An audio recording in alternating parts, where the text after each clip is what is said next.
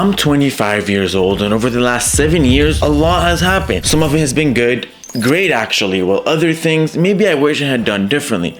So here's a bunch of advice and tips that I wish I had given myself when I was 18. And by the way, I don't like giving generic advice like get out of your comfort zone or be patient. I like to give more tangible and actionable advice that you haven't heard 1,000 times already. First thing I tell my 18-year-old self is you need to chill and change your perspective on money a little bit. When I was 18, I believed that if I get high grades, I will get into a great university and then get an amazing job and be rich. It wasn't until I got my first 9-to-5 job where I had this like glass shattering moment. Like, oh, if I want to make a lot of money, a 9-to-5 job isn't enough. I definitely need to figure out something else to do, because as amazing or as nice as a 9-to-5 is, nothing wrong about a 9-to-5, but I'll definitely tell my younger self to work on something else as well. So after reading a bunch of finance books, here's specifically what I tell him. Since you love numbers so much, I want you to break it down. Let's say you want to make $50,000 per month.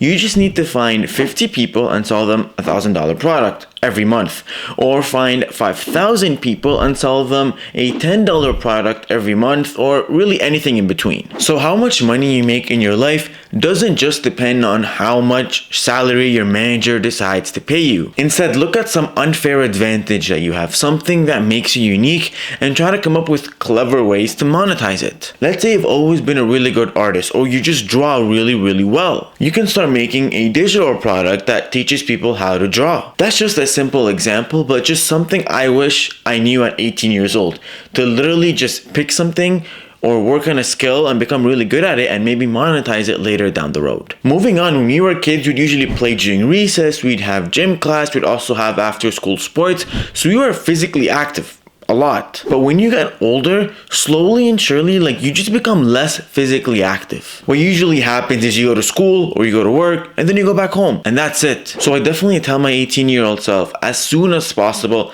start doing some physical activity. So whether it be going to the gym, doing a sport, doing some kind of martial art, I don't know, even dancing, just pick a physical activity and be consistent with it. Our body and muscles really need it. It'll put you in a much happier mood.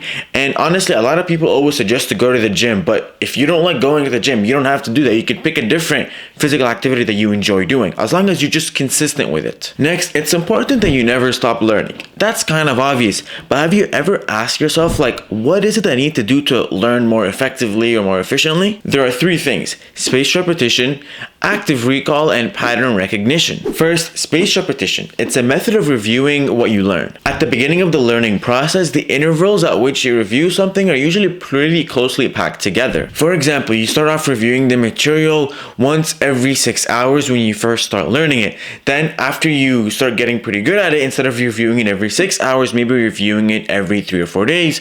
And then maybe after you get even better, you're reviewing it every once a week. That's much more effective than learning everything on just one day, because then you'll forget it. A common example of this learning approach is called the box method. When you create a new flashcard, place it in the first box. At your next review session, if you correctly recall the information, move the card to the second box, which is reviewed less frequently.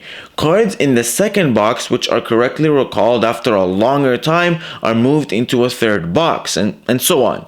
If a card in a later box is forgotten, move it back to an earlier box for more frequent review. Second, active recall. Basically, you learn by retrieving information from your brain, aka quizzing yourself. It kind of goes hand in hand with spaced repetition. Let me give you a super simple example. If you just learned how to code and you're at the chapter where you're learning about if statements, you want to do some projects that use if statements. That way you're trying to retrieve that knowledge from your brain to create that project, which helps solidify that topic in your brain. And third, pattern recognition. When you're trying to learn something new, it makes it easier to understand and remember it if you relate it to something else that you know already. When you notice patterns between the new thing and the old thing you already know, it does wonders when it comes to learning something new. These 3 learning approaches will genuinely help you for anything you're trying to learn or study, or any new skill you're trying to develop. Next, it is really important to be social. Early on, I used to believe that I'd much rather stay home and study and work so I can have a better life. There was no need for me to ever go out or socialize. That was the mindset that I had. Because I'd always see those memes that say like, oh, you stay home and you work hard to get ahead of your competition or your peers. While everyone's partying, you're grinding at home. So for a couple of years, I kind of sat and had this mentality that I need to put my head down and work. But there's still balance in everything. Whether you're introverted or extroverted, we still need to be somewhat social. And that's for two reasons. First, you genuinely have no idea how connecting with someone new can genuinely change your entire life. For example, you could meet a girl that becomes your future wife, or you could meet some guy that you end up really vibing with and you start a business together that ends up being really successful. Basically, every time you're social, you're just opening up new doors for amazing opportunities to happen. Second, everyone out there has some really unique experiences from their own life, and it's always really interesting to hear kind of what people did to get to where they are now, because it can open your eyes to things that you never even considered. For example, before I started doing any type of martial art, I would talk to other people who did, and it kind of made it seem like, oh, maybe there's something that I could do too. It wasn't something that's only left for like super athletic people and not for regular people. Moving on, this one may be a little bit cliche, but generally just know that really nobody cares about you. Nobody cares about you at all. It is a very freeing mindset to have, because then you kind of realize that whatever it is you do in life, stop worrying about the judgment of other people, because that's usually what's holding us back from doing anything we want. For example, if you want to go ahead and start making TikToks, honestly, do it. I don't really worry about the judgment of others, because at the end of the day, the people that judge you, they're going to judge you regardless of whether you do something or not.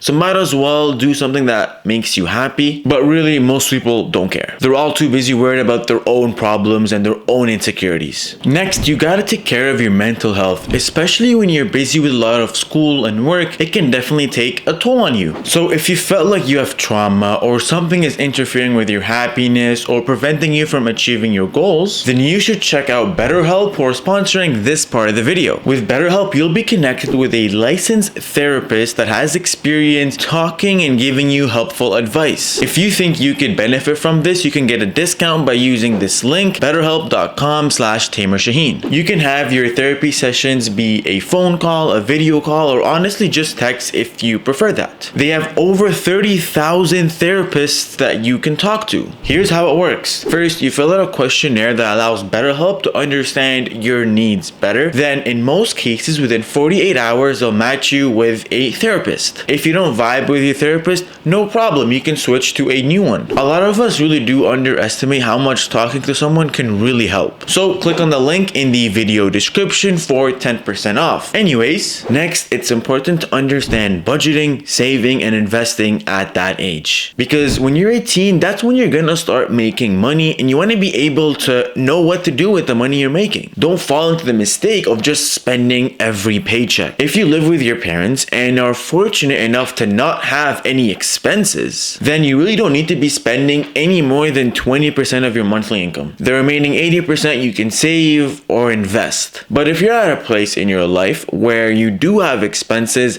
this is how I would budget my expenses. Again, everyone is different, but first, I would take my income and save or invest 50%. If I make $6,000 per month after taxes, then I'm not allowed to spend $3,000 of it. Second, 10% of my monthly income will go towards car expenses, including gas, insurance, maintenance, etc. Third, 20% will go towards housing expenses. Fourth, the remaining 20% can be spent on other stuff like food, health, shopping, travel, fun, and other miscellaneous stuff. You don't have to use the same percentages as me, but I highly recommend that you allocate a certain budget for every aspect of your life. That way, when it's the end of the month and you look at your paycheck or your credit card statement, you're not like, wait, how did I spend all this money already? Next, speaking of credit cards and spending, I highly recommend you get a credit card by the time you turn 18. If you're younger than 18, you're not allowed to get a credit card. So the second you turn 18, get one. Because the earlier you start building your credit, the better off your financial situation will be when you're older. Right now, what you want to do is buy stuff using your credit card, but make sure to pay it off right away at the end of the month.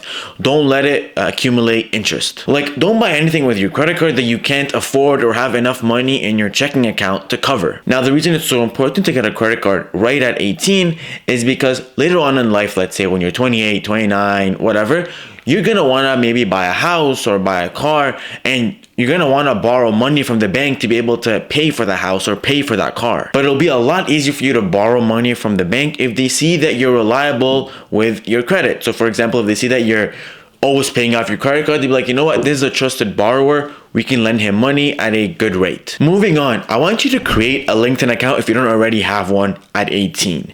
It is super important. I've met so many people at that age that don't have one, even some that do but don't even use it. So I want you to make an account, put whatever experience you have on it, and start messaging people and connecting with them that are in your field. If you have work experience, you can connect to inquire about certain jobs, and if you don't have work experience, you can also reach out to people and see what you can do to get some work experience or get some skills that you can actually, become desirable for companies to hire. I know if you're watching this, you obviously want to get a job one day, so use LinkedIn. It's literally your best source. Next, it's important to learn a skill that interests you and has some real-world application. For example, the skill could be something practical like learning to code, woodshop, cooking, or graphic design. Or it could be something more creative like singing or drawing. Or even something like a sport. It's just important from a very young age to spend your time honing a particular skill that really brings you joy. That way, when you're much older, you can look back at your life and feel like you kind of amounted to something, feel like it was worth something. The last thing you want is to be like 30, 40, 50, 60, 80 years old and look back and be like,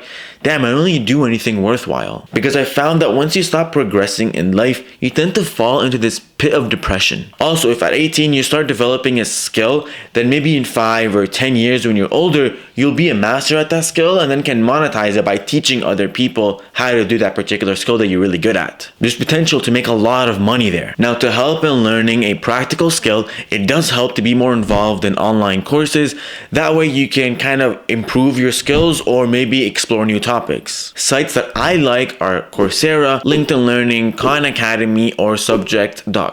They all offer a ton of pretty cool courses, and by the way, none of them are sponsoring this video. They're just ones that either I've used in the past or heard some really good things about. But LinkedIn Learning is absolutely my favorite when it comes to learning practical skills. Everyone there is just so high quality and legit. I hate going to online courses and the person that's teaching doesn't look very credible or legit, and the quality sometimes even looks bad. But on LinkedIn Learning, you can literally go on the teacher's LinkedIn profile to learn about their background or experience and see if you even like their background and you want to learn something from them. I literally pay like $60 or $70 a month, I think, to get access to LinkedIn Learning, and it's been super helpful. Again, not sponsored at all, just my opinion. I've even been working on developing my own online master classes related to mechanical engineering and content creation, because these are the things I've been doing it for a while and I think I can bring value to people. I'm still not done with either of them. I'll put a link in the video description if you're interested. You can put down your email and you'll be put on a waitlist, so you'll be notified when I go live with it. Moving on, sometimes you feel like you're going through life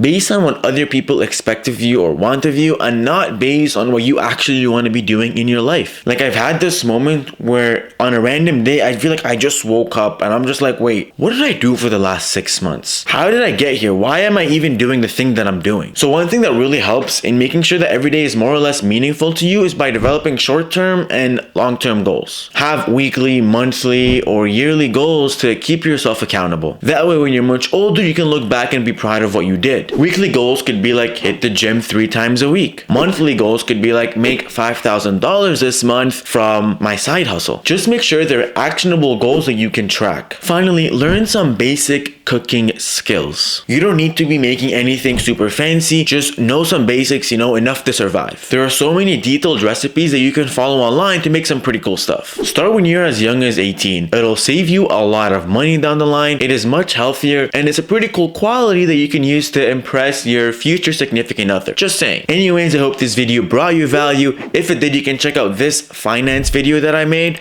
or check out this university motivation video. I'll see you in the next one. Peace!